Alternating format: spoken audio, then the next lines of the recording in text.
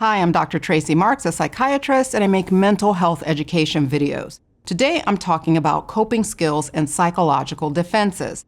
This is the second in a series that I started on psychological defense mechanisms. The first one was this one that I did on what it means to project. That's just one of several defenses. I got a lot of requests to talk more about them, so in this video, I'm going to back up and explain what they are. First, what are coping skills, which are similar to defense mechanisms? Coping skills are the thoughts and behaviors that you engage in that help you manage distressing situations. And they can be divided into emotion-focused and problem-focused. Emotion-focused coping skills help you feel better, but they don't change the situation. They help manage your reaction to the situation. Problem-focused skills are best for situations where you have some level of control over it because they at least help you solve the problem or minimize it. Here are some examples of negative or unhealthy emotion-focused coping skills. Using alcohol or drugs to escape your emotions, comfort eating, blaming other people, or self-harm like cutting yourself or pulling out your eyelashes.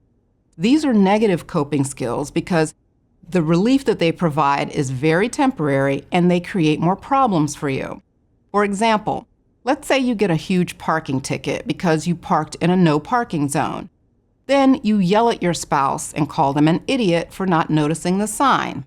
Yes, you may feel a little relief from releasing your anger unfiltered, but now your partner is hurt and may even lash back at you with something even worse than what you said.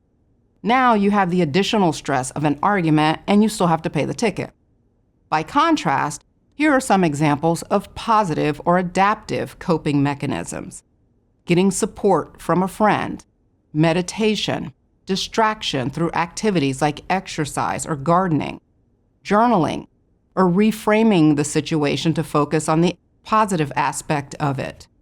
Venting or having an emotional release like screaming in your bathroom is another good way to deal with upsetting or intense emotions.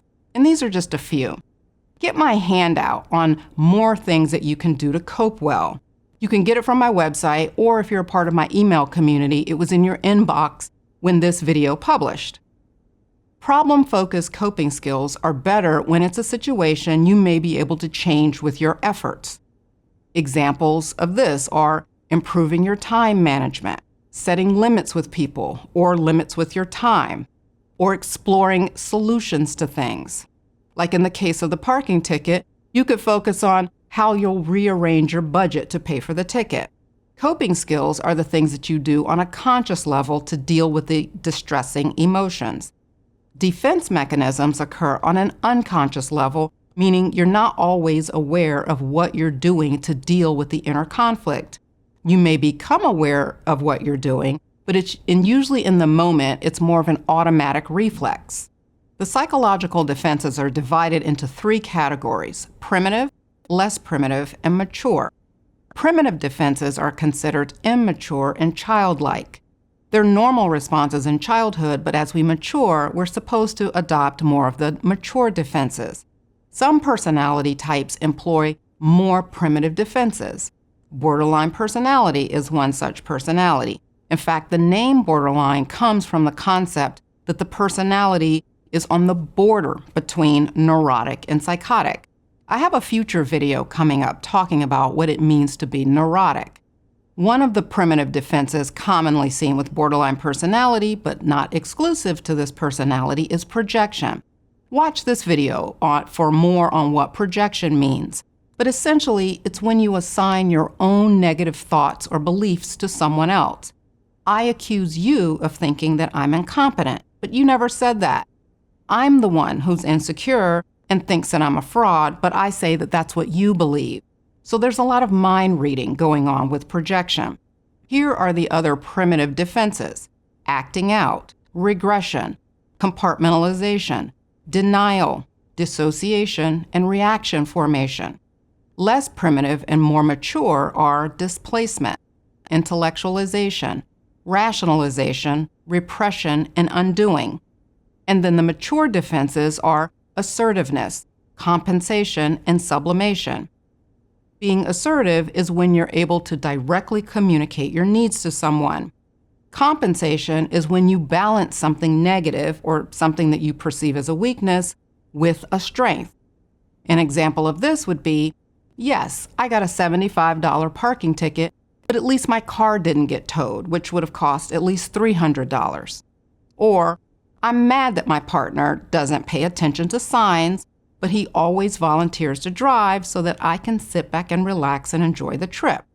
And then sublimation is when you channel unacceptable impulses into more acceptable ones. Like, instead of calling you an idiot, I'm thankful that you have a high-paying job so that we can afford to waste money on this stupid stuff. No, that's passive-aggressive because it's an insult cloaked in a compliment. With sublimation, instead of stewing about this all day, I'll go for a run later, or I'll make a joke out of it to diffuse the tension. We strive to respond to stress and inner conflict with mature defenses, but under extreme stress, we may revert back to some of the more immature defenses. And it's not a big deal if you do it from time to time, but it does create problems in relationships and stunts your emotional development when you employ them under most circumstances. Primitive defenses lead to negative coping strategies. Going back to the example of borderline personality disorder, one of the characteristics is using self-harm as a coping strategy. I'll discuss some of the primitive defenses in future videos. If you didn't see the one on projection, you can watch it here. See you next time.